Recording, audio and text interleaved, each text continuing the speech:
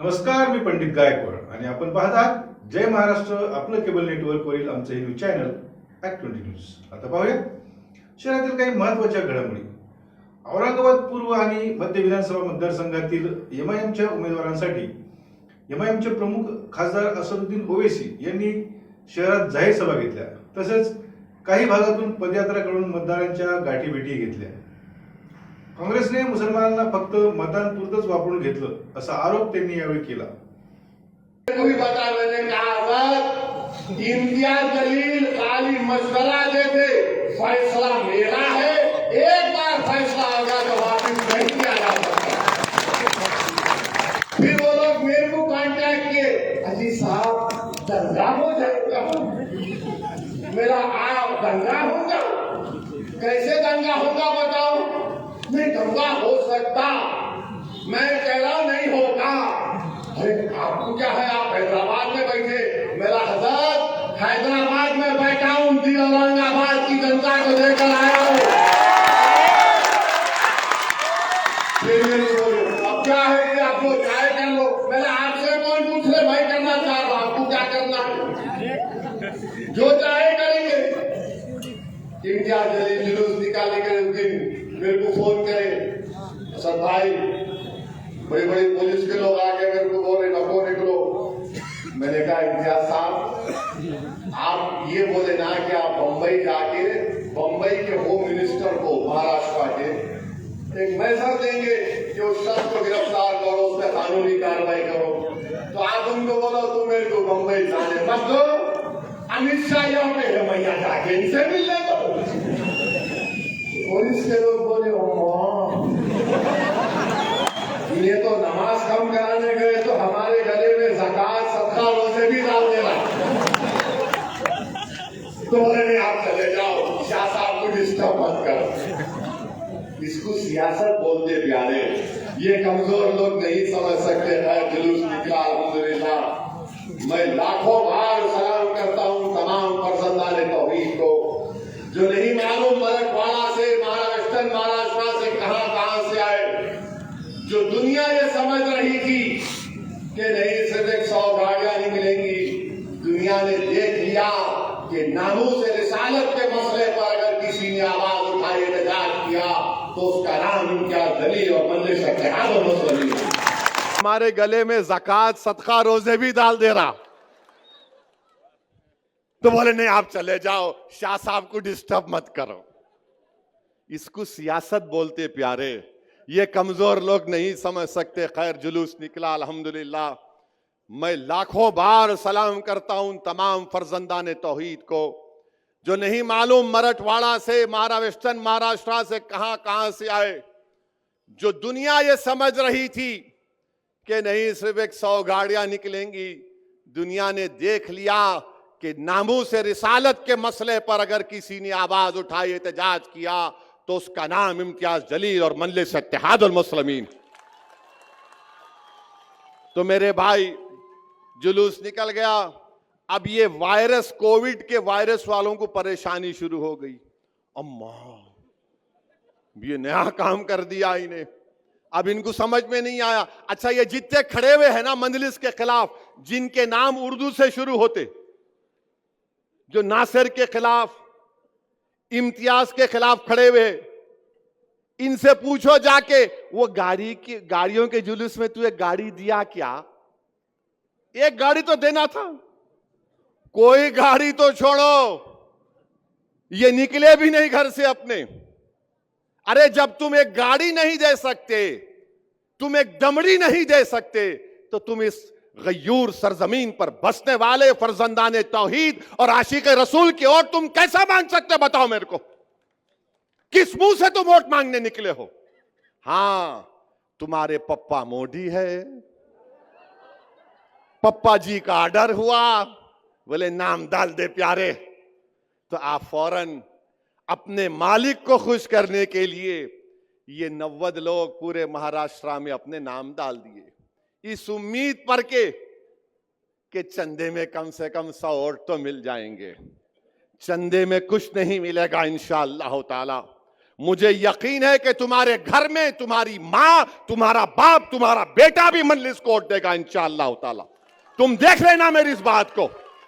तुम अपने घर में क्या हो रहा नहीं जानते हो। तुम्हारी औलाद क्या कह रही है मुझसे मैं जानता हूं, मगर तुम खड़े होकर सिर्फ बीजेपी को और मजलिस के मुखालिफिन को कामयाब करना चाहती हैं। मेरी आपसे गुजारिश है कि इम्तियाज जलील को नहीं, नासिर सिद्दीकी को मत देखिए, असदुद्दीन ओवैसी को मत देखिए, अपनी इस इमारत को देखिए जिसको आपने औरंगाबाद में तामीर किया। और याद रखिए, यह इमारत और ताकतवर बनाना है उसको। उस इमारत को आपको अपनी मेहनतों से आपने तामीर शुरू की। उसकी बुनियादों में आपके आंसू हैं, उसकी बुनियादों में आपका खून है, उसकी बुनियादों में हमारे आने वाली नस्लों के ख्वाबों को पूरा करना है। और याद रखो, इस देश की हकीकत यह है हमारे वतन अजीज की, कि जिसकी आवाज सियासी आवाज होगी उसी को सुना जाएगा। चाहे वो दलित हो, चाहे वो मुसलमान हो, मुस्लिम अकलियत हो, चाहे वो मराठा हो, अगर आपका नेता होगा तो आपकी आवाज सुनी जाएगी। मैं सलाम करता हूं मराठों को जिन्होंने जरंगे पाटिल को अपना नेता माना। एक दुबला पतला शख्स रातों की नींद हराम करके रख दिया मोदी की, रातों की नींद हराम करके रख दिया। अब मोदी अपने भाषण में क्या बोल रहे कि बैकवर्ड क्लासों को डिवाइड किया जा रहा है। तो मोदी भी अब एक पोजीशन ले लिए जरंगे पाटिल के खिलाफ।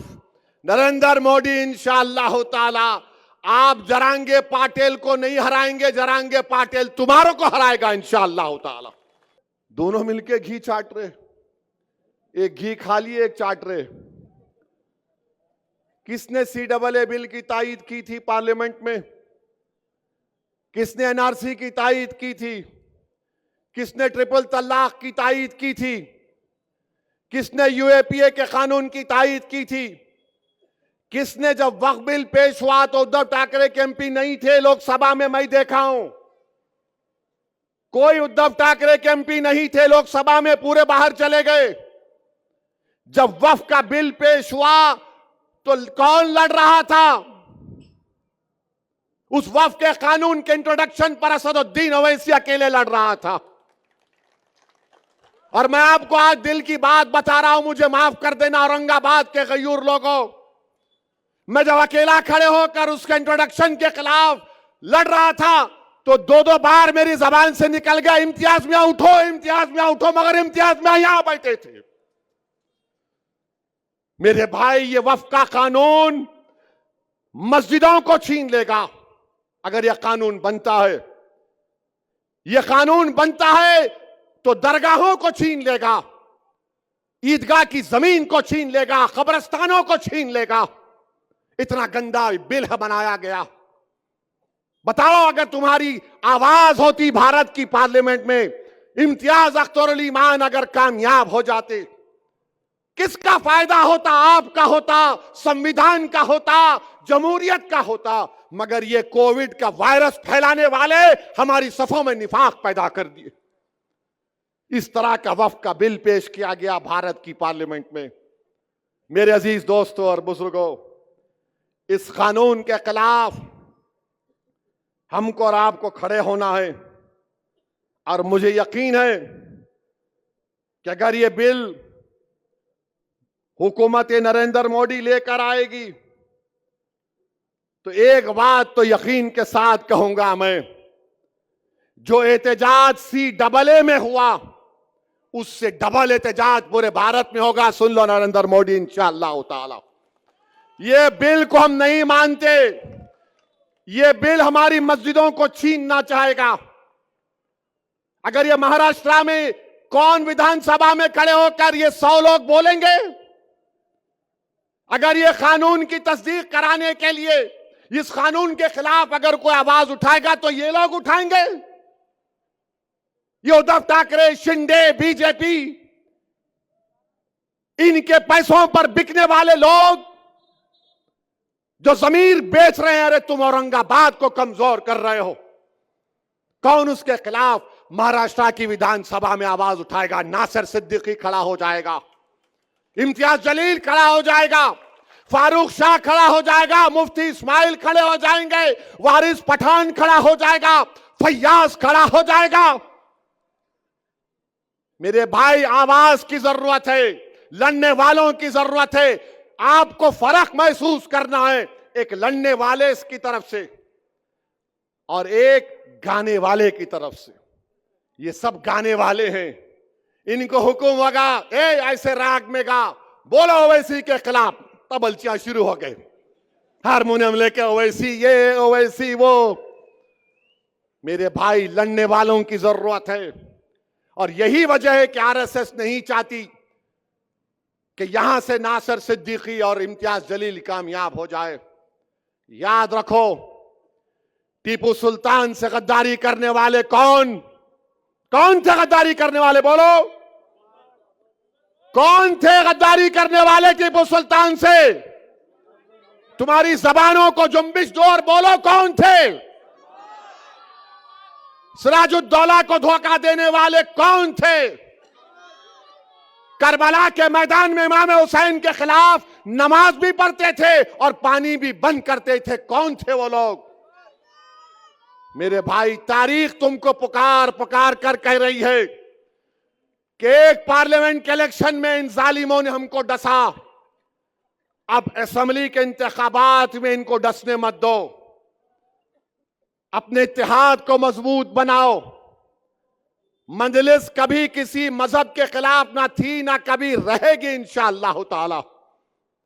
जब तक अल्लाह सुब्हानहू व तआला असदुद्दीन ओवैसी को मजलिस का एक सिपाही और जिम्मेदारी के तौर पर रखेगा, मैं किसी भी समुदाय का खिलाफ नहीं हूं। मैं तो दुनिया के कोने कोने में जाकर कहता हूं कि मेरा देश ऐसा है जहां पर हर 100 किलोमीटर पर अलग तहजीब है। मेरा देश वो है जहां पर हजारों तहजीबें, कई मजाहिब के मानने वाले रहते हैं। मेरा एक ही झगड़ा है, जब सबका नेता हो सकता है तो मेरा नेता क्यों नहीं हो सकता? जब सबका आवाज हो सकती है तो मेरी आवाज क्यों नहीं हो सकती? जब सब समुदाय अपने अपने लोगों को अलग करते हैं तो मैं अपनी पार्टी के नुमाइंदों को क्यों अलग नहीं कर सकता? मेरा झगड़ा एक ही है और मैं आपसे अपील करने आया हूं कि वक्फ बिल आपके सामने है। आपने देख लिया कि एक शिंदे की पार्टी में एक शख्स है जिसने कहा कि मस्जिद में घुस के हम मारेंगे।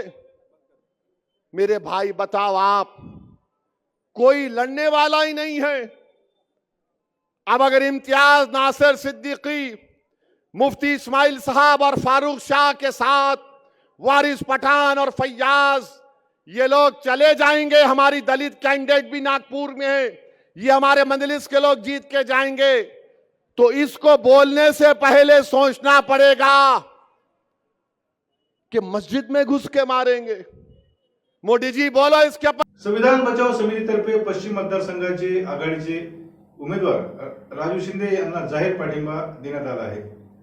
पश्चिममधील महायुतीचे उमेदवार हे घरात एका जातीचे तर बाहेर दुसऱ्याच समाजाचे असल्यासारखे वागत आहेत, त्यामुळे आमचा त्यांना विरोध असून ते हिंदू समाजालाही फसवत आहेत, असा आरोप आंबेडकरी चळवळीतील ज्येष्ठ कार्यकर्ते दिनकर ओंकार यांनी केला आहे। राजू शिंदे यांना पाठिंबा देताना महाविकास आघाडीचे सरकार यावे यासाठी आमचा सक्रिय सहभाग असेल, असं माजी नगरसेवक मिलिंद दाभाडे यांनी म्हटलं आहे।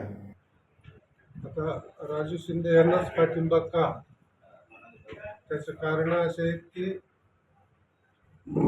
सध्या असलेल्या देशामध्ये जातीयतेचं, विषमतेचं जे काही वारं वाहत आहे, माणसामाणसामध्ये द्वेष निर्माण करणारं, समूहामध्ये द्वेष निर्माण करणारं, जाती जातीमध्ये तेढ निर्माण करणारं, मताचं ध्रुवीकरण करण्यासाठी हिंदुत्व आणि मुस्लिम अशा पद्धतीचे वाद निर्माण करणार, या गोष्टी राष्ट्राच्या हिताच्या नाहीत।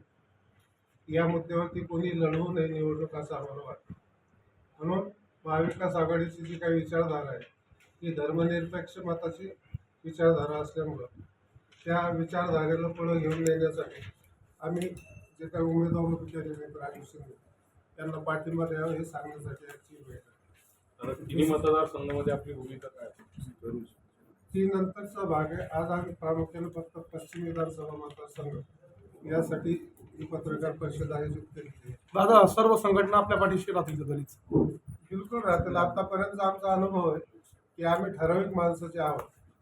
आपल्याला अनुभव आहे की आम्ही जेव्हा जेव्हा समाजाच्या हितासाठी म्हणून एक कॉल देतो किंवा एखादा कार्यक्रम देतो, तर तो आत्ता झालेला बहुजनचा मोर्चा असेल किंवा फार पूर्वीपासून 2011 पासून आम्ही आत्तापर्यंत सर्वांनी मिळून हात दिली ती समाज हितासाठी दिलेली आहे. समाजावर होत असलेल्या अन्यायाच्यासाठी दिलेली आहे, त्याच्या विरोधात ती दिलेली आहे. म्हणून आमची जी विश्वासार्हता आहे त्याच्यावरती आम्हाला विश्वास आहे की आम्ही सत्कार्यासाठी आणि सर्व व्यापक असं सामाजिक हित लक्षात घेऊन कार्यक्रम देत असल्यामुळं या भूमिकेला लोक स्वीकारतील, त्याच्यात कुठले दुमत नाही. दादा, पण पश्चिम मतदारसंघ हा राखीव आहे आणि सगळेच समाजाचेच उमेदवार उभे आहेत. काय आता वाटतं? त्याच्याबद्दल असं आहे की विचारधारेचा प्रश्न असतो. आता इथं नुकताच विषय जो चर्चेला गेला तो असा की राखीव मतदारसंघ असल्यामुळं मी बौद्ध आणि निवडून मतं घ्यायचं म्हणलं तर मग मी हिंदू, अशा पद्धतीनं ज्या वागतात संजय शिरसाट काय, पण त्यांनी एक तर त्यांची भूमिका जाहीर करावी. एकीकडे आमच्या मिलिंद भाऊ म्हणल्याप्रमाणे ते हिंदू मतदारांना मूर्ख बनवतात आणि दुसरीकडे खाजगी त्यांचे जे काही जेवढी विधी आहेत ते बौद्ध पद्धतीनं करतात. मग तुम्ही नेमके बौद्ध की हिंदू? बाहेर मतं घेण्यासाठी हिंदू आणि घरात वागण्यासाठी बौद्ध, तर हा दुटप्पीपणा चालणार नाही. त्यांनी त्यांची भूमिका जाहीर केली. ज्यांना बाबासाहेबांनी दिलेले 22 प्रतिज्ञा मान्य आहे त्यांनी ते जाहीर करावं. धन्यवाद. छत्रपती शिवाजी महाराज शौर्य दिनानिमित्त आज सकाळी क्रांती चौकात विविध मराठा संघटनांनी तसेच शिवप्रेमी बांधवांनी शिवप्रताप दिन उत्साहात साजरा केला. छत्रपती शिवाजी महाराज की जय. छत्रपती शिवाजी महाराज की जय. जय भवानी, जय शिवाजी, जय भवानी, जय शिवाजी, जय जिजाऊ, जय शिवराय, जय जिजाऊ, जय शिवराय, जय जिजाऊ, जय शिवराय.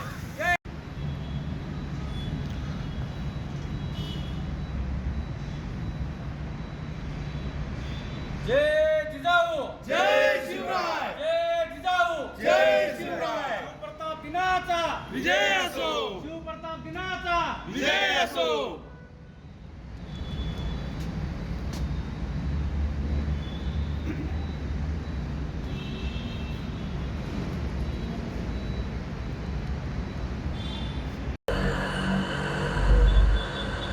काय सांगाल?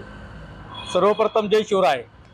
आज 10 नोव्हेंबर 1960 रोजी म्हणजे 365 वर्षापूर्वी छत्रपती शिवाजी महाराजांनी ज्या काळामध्ये स्वराज्याचे संकट आलं होतं अफजल खान रूपी, ते छत्रपती शिवाजी महाराजांना शिताफीना अफजल खानाचा त्या ठिकाणी वध केला आणि स्वराज्याला खऱ्या अर्थानं एक प्रेरणादायी असं स्वराज्य निर्माण करण्याचा जे छत्रपती शिवाजी महाराजांचा संकल्प होता, त्याला व्यापक दृष्टिकोनातून अफजल खानाचा वध करून शिवाजी महाराजांना स्वराज्याचा विजय दिवस केला. आणि खऱ्या अर्थानं स्वराज्याचा विजय दिवस जर म्हटलं आपण तर खऱ्या अर्थानं हा 10 नोव्हेंबर 1960 रोजी खऱ्या अर्थानं हा शिवप्रताप दिन म्हणून खऱ्या अर्थानं आम्ही विजय दिवस समजतो. आणि स्वराज्याची प्रेरणा घेऊन 350 वर्षानंतरही आजही प्रत्येक मावळा छत्रपती शिवरायांच्या घराघरामध्ये शिवाजी महाराजांची प्रेरणा घेऊन त्या पद्धतीने काम करत आहोत. आणि येणाऱ्या काळामध्ये छत्रपती शिवाजी महाराज असेल, संभाजी महाराज असेल, मासाहेब जिजाऊ असेल, या जो आपला जो प्रताप दिन आहे शिवप्रताप दिन, याचं खरं महत्व काय आहे? जशी छत्रपती शिवाजी महाराजांची शिवजयंती एवढी महत्वाची, त्याहीपेक्षा मी म्हणेल का शिवप्रताप दिन याच्यासाठी महत्वाचा. जर अफजल खानासारखा म्हणजे विजापूरहून जो शत्रू निघाला अफजल खान आणि छत्रपती शिवाजी महाराजांनी स्वराज्याला संपवला आला होता, ते छत्रपती शिवाजी महाराजांनी गनिमी काव्याना अफजल खानाचा वध केला आणि खऱ्या अर्थानं हा विजय दिवस म्हणून आम्ही सर्वजण देशभर साजरा करत आहोत. धन्यवाद. आपलं नाव? विजय काकडे पाटील. साहेब, काय सांगाल? नमस्कार. शिवप्रताप दिन आहे आज. आज आपण अभिवादन करताय छत्रपतींना. काय सांगाल? काय भावना? नमस्कार, मी रवींद्र बोडके, संस्थापक छावा संघटना. आज शिवप्रताप दिन आहे. 10 नोव्हेंबर रोजी शिवाजी महाराज यांनी अफजल खानाचा प्रतापगड येथे वध केला होता. त्यांच्या विजयापत्तीत त्यावेळेस त्यांनी जो आपल्या शत्रूचा नायनाट केला, तो विजय दिन आम्ही इथं छत्रपती संभाजीनगर येथे साजरा करीत आहे. आणि निश्चिततः हा शिवप्रताप दिन येणाऱ्या दिवसामध्ये महाराष्ट्रातल्या प्रत्येक जिल्ह्यामध्ये, तालुक्यामध्ये हा दिवस साजरा करावा अशी मी या व्हिडिओद्वारे निवेदनाद्वारे छावा संघटनेतर्फे शिवप्रेमींना विनंती करत आहे. याबरोबरच आजचं हे बातमीपत्र संपलं. पुन्हा भेटूया आमच्या पुढील बातम्यांच्या वेळी. तोपर्यंत पाहत राहा ॲक्ट 20 न्यूज. नमस्कार.